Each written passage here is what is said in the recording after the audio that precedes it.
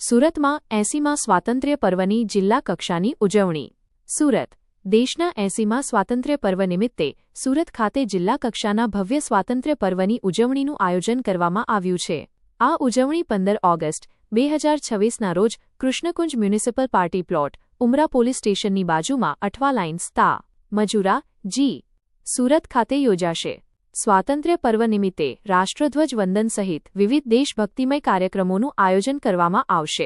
કાર્યક્રમમાં અધિકારીઓ, કર્મચારીઓ, પોલીસ વિભાગના જવાનો તથા મોટી સંખ્યામાં નાગરિકો ઉપસ્થિત રહી રાષ્ટ્રપ્રેમ અને દેશભક્તિની ભાવનાને ઉજાગર કરશે.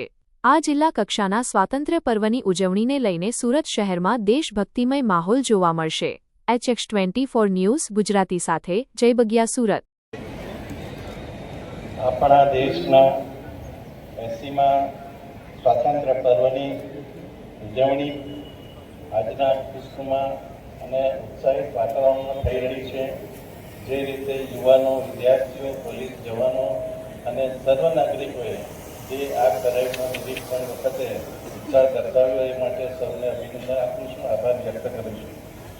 આજના ગૌરવવંતા દિવસે માન્ય મુખ્યમંત્રી શ્રી ભૂપેન્દ્રભાઈ પટેલના સફળ નેતૃત્વ હેઠળ રાજ્યમાં સુશાસનની ભાવના મૂર્તિમંત થઈ છે.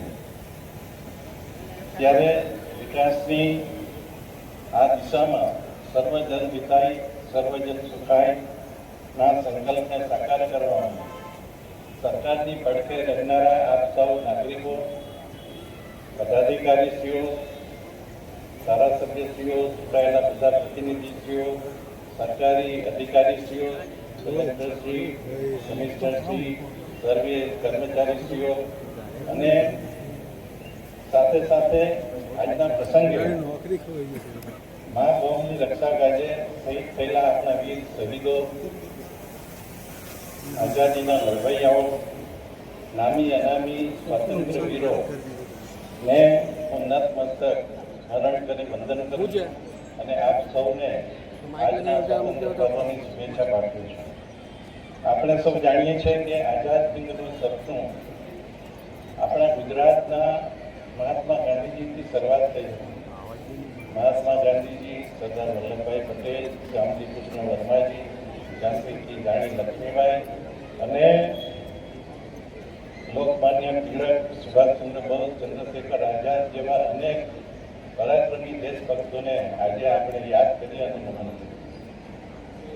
આપણે સૌ જાણીએ છીએ કે આપણા યશસ્વી વડાપ્રધાન માનનીય મોદીજીએ એમના નેતૃત્વમાં સશક્ત ભારત, સમૃદ્ધ ભારત, સ્વચ્છ ભારત, એક ભારત શ્રેષ્ઠ ભારત સાથે વર્ષ 2047 વિકસિત ભારત તરીકે જોવાની એક અનિચ્છા અને એક લક્ષ્યાંક નક્કી કર્યો છે. તેમાં માનનીય મોદીજીએ જનશક્તિને રાષ્ટ્રશક્તિના માધ્યમ તરીકે ગણીને સૌનો સાથ, સૌનો વિકાસ, સૌનો પ્રયાસ અને સૌના વિશ્વાસની વિભાવના સાર્થક થઈ રહી છે. ચોક્કસ વાત. જ્યારે આ પર્વની ઉજવણી સુરત ખાતે થઈ રહી છે ત્યારે આપણે સૌ જાણીએ છીએ કે સુરત સમગ્ર વિશ્વનું સૌથી મોટું વિકાસ પામતું શહેર છે અને એ શહેર એટલા માટે છે કે અહીં દરેક માળખાકીય સુવિધાઓ ઉપલબ્ધ થઈ છે અને સાથે સાથે આપણે જોઈએ તો વિશ્વમાં વપરાતા 10 ડાયમંડમાંથી 9 ડાયમંડ સુરત ખાતે પ્રોસેસ થાય છે, પોલિશિંગ થાય છે અને આપણા ભારતમાં બનતા સિન્થેટિક યાનમાં ટોટલ 40% ફાળો સુરતનો છે, ચોક્કસ કહી શકાય. અને સાથે સાથે આપણા ભારત દેશના અનેક કારીગરો, વર્કરો સુરતમાં આવીને સુરતે કારીગરોને સમાવી લીધું છે અને સુરત એક મિની ભારત જેવું સ્વરૂપ ધારણ કરી રહ્યું છે. એટલે સૌ સુરતીઓને ખાસ આજે હું અભિનંદન આપું છું. આમ પણ દરેક સુરતીઓ આનંદ પ્રમોદ અને એમની લેવડી સુરતી તરીકેની એક જે છાપ છે એના લીધે સુરતને સોનાની મુહૂર્ત પણ કહેવામાં આવે છે. ખાસ કરીને સુરતે વિશ્વના તખ્તા ઉપર ડાયમંડ અને ટેક્સટાઇલ સિટી તરીકે જ નહીં પરંતુ સ્વચ્છ city, dream city, smart city, peace city અને છેલ્લે અંગદાતા સિટી તરીકે એક નામના મેળવી છે અને એને અંગદાન માટેના એવોર્ડ પણ સુરત શહેરને મળ્યા છે. સર્વે સુરતીઓને આ પ્રસંગે ખાસ અભિનંદન આપું છું. આપણે જોઈએ તો ભારતની પ્રથમ બુલેટ ટ્રેનનું સૌપ્રથમ સ્ટેશન અંત્રોલી ખાતે બની રહ્યું છે અને એ સ્ટેશન અને બુલેટ ટ્રેનનો જે પ્રોજેક્ટ છે એ મુંબઈથી અમદાવાદ વચ્ચેનું અંતર મિનિટોની અંદર સમેટી રહેશે. આ જ આપણા ઝડપી વિકાસની એક પારાશક્તિ બની રહ્યું છે.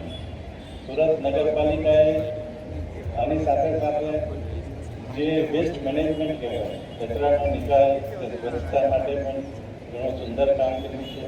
પાણીને શુદ્ધ કરીને સુરત સમગ્ર દેશમાં એક એવી મહાનગરપાલિકા બની છે કે જેણે ઉદ્યોગ માટે શુદ્ધ પાણી આપવાનું શરૂ કર્યું છે અને લગભગ 140 કરોડ જેટલી ઇન્કમ સુરત નગરપાલિકા મેળવે છે. કાપડ ઉદ્યોગ પણ સુરત હંમેશા અગ્રેસર રહ્યું છે, પરંતુ કેન્દ્ર સરકારની મદદથી આપણા સુરત નજીક નવસારી ખાતે PM મિત્રા પાર્ક દક્ષિણ ગુજરાતના કાપડ ઉદ્યોગ માટે નવી ઊંચાઈ આપશે. અહીં એક જ છત હેઠળ ઉત્પાદન, પ્રોસેસિંગ અને એક્સપોર્ટ એક જ જગ્યાએથી થશે, જે સુરતને ગ્લોબલ ટેક્સટાઇલ હબ તરીકે ઓળખ આપશે. સ્વચ્છતા અને પર્યાવરણ અગ્રેસર મહાનગરપાલિકાની સૌથી મોટી સિદ્ધિ આપણે કહી શકીએ કે સ્વચ્છ સર્વેક્ષણ 2023માં સમગ્ર ભારતમાં પ્રથમ ક્રમ મેળવીને સુરતે સમગ્ર ગુજરાતને ગર્વ અપાવ્યું છે. દેશનું સૌથી સ્વચ્છ શહેર સુરત છે એમ ચોક્કસ કહી શકાય. આ ઉપરાંત સુરતને ગાર્બેજ ફ્રી સિટીમાં પણ 7 સ્ટાર રેટિંગ મળ્યું છે અને સ્વચ્છ વાયુ એટલે હવાના સ્વચ્છ વાયુમાં 2024માં સમગ્ર ભારતમાં સુરતને પ્રથમ ક્રમ મળ્યો છે અને 1,50,00,000નું ઇનામ પણ મળ્યું છે. આપણું રાષ્ટ્રીય વિઝન એટલે કે વિકસિત ભારત 2047ને અનુરૂપ આપણા ગુજરાતના માનનીય મુખ્યમંત્રીશ્રીએ પણ વિકસિત ગુજરાત 2047નો સંકલ્પ આપ્યો છે અને એ સંકલ્પને અનુસરીને ગુજરાતમાં અનેકવિધ પ્રોજેક્ટો આકાર લઈ રહ્યા છે અને 26-27ના 4,08,000 કરોડના બજેટમાં વિવિધ પ્રોજેક્ટો સાથે 40% આંતરમાળખાકીય સુવિધાઓ સાથે ગુજરાત 2047 વિકસિત ભારત માટે કદમે કદમ મિલાવી રહ્યું છે. આપણે જોઈએ તો ગુજરાતની મુખ્ય સિદ્ધિમાં ગુજરાત રાષ્ટ્રીય ઉત્પાદનમાં 17%નો ફાળો આપે છે અને સાથે સાથે જે નિકાસ થાય છે આપણા દેશમાંથી એમાં પણ 26% સાથે ગુજરાત સમગ્ર દેશમાં પ્રથમ ક્રમે છે. કેન્દ્રના વાણિજ્ય મંત્રાલય દ્વારા બહાર પાડવામાં આવેલા લીડ ઇન્ડેક્સ કે જેમાં તમારી કનેક્ટિવિટી બંદરથી રોડથી રેલવે સાથેની કનેક્ટિવિટીમાં લીડ ઇન્ડેક્સમાં ગુજરાત છેલ્લા 10 વર્ષથી પ્રથમ નંબરે રહ્યું છે. વિકાસ માત્ર મોટા શહેર પૂરતો મર્યાદિત ન રહે, પરંતુ સમગ્ર વિસ્તારનો વિકાસ થાય એ માટે જે ભારત સરકારે મોટા સેક્ટર્સ નક્કી કર્યા છે એમાં સુરત શહેરનો સમાવેશ થાય છે અને સુરત ઇકોનોમિક વિઝન એ ભરૂચથી ઉંબરગામ સુધીના વિસ્તારને આવરી લે છે અને એ વિસ્તારમાં સંતુલિત વિકાસ થશે. આંતર માળખાકીય વ્યવસ્થા હોય કે લોકો માટેની સુવિધાઓ હોય કે કામદારો માટેની સુવિધાઓ હોય.